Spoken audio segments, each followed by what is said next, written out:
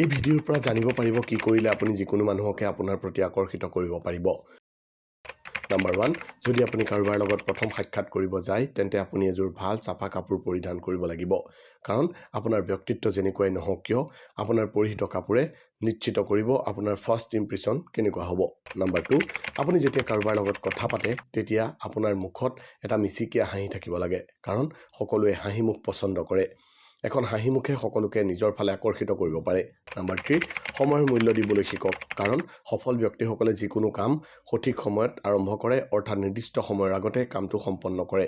আৰু যিজনে সময়ক মূল্য দিয়ে তেওঁক সকলোৱে সন্মান কৰে, অৰ্থাৎ তেওঁৰ প্ৰতি মানুহ সোনকালে আকৰ্ষিত হয়। নাম্বাৰ 4, কেতিয়াও কাৰো আগত আনক লৈ বেয়া মন্তব্য নকৰিব।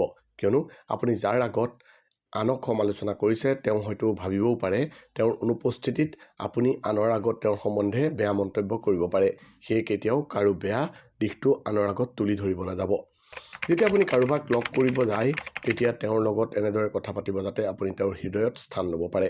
যদিও আপুনি কাৰোবাৰ বিৰুদ্ধে কথা পাতে তেতিয়া এনেকুৱা শব্দ প্ৰয়োগ কৰক যাতে আপোনাৰ কামটো হৈ যায় আৰু আপোনাৰ কথা শুনি তেওঁলোকৰ অলপো বেয়া নালাগে। নাম্বাৰ 6, যদি কোনো ব্যক্তিয়ে ভাল কাম কৰি থাকে তেন্তে তেওঁক খুব প্ৰশংসা কৰক। কাৰণ আনৰ মুখত প্ৰশংসা শুনি সকলোৱে ভাল পায়। কিছু প্ৰশংসা কৰাৰো এটা হিচাপ থকাটো দৰকাৰ।